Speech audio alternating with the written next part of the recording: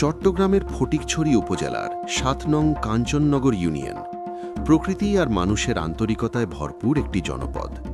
আর এই জনপদেরই একজন কৃতি সন্তান হান্নান চৌধুরী। বিস্তারিত জানাচ্ছেন আমাদের প্রতিনিধি সানজিদা রহমান।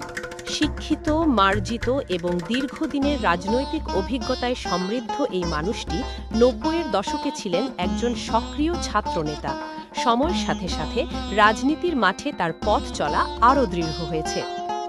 বাংলাদেশ জাতীয়তাবাদী দল বিএনপির রাজনীতির সাথে তিনি ওতপ্রোতভাবে জড়িত। বর্তমানে তিনি কাঞ্চননগর ইউনিয়ন বিএনপির সভাপতির দায়িত্ব পালন করছেন। বিভিন্ন আন্দোলন সংগ্রামে সক্রিয় অংশগ্রহণের কারণে স্বৈরাচারী সময়ে তিনি হয়েছেন মামলা ও হামলার শিকার। তবুও থেমে থাকেননি, মানুষের পাশে থাকার অঙ্গীকারে এগিয়ে গেছেন বারবার। এলাকার কোনো সমস্যা তার কানে পৌঁছলে তিনি ছুটে যান মানুষের কাছে। সামাজিক কার্যক্রম থেকে শুরু করে জনসেবামূলক উদ্যোগ সবখানেই রয়েছে তার সক্রিয় উপস্থিতি। কাঞ্চননগর ইউনিয়নবাসীর প্রত্যাশা, হান্নান চৌধুরীকে আসন্ন ইউনিয়ন পরিষদ নির্বাচনে চেয়ারম্যান প্রার্থী হিসেবে দেখতে চায় তারা।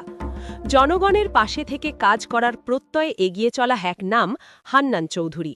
সময়ই বলে দেবে এই আস্থার প্রতিফলন কোথায় গিয়ে দাঁড়ায়। Sanjida Rahman, vision plus 24।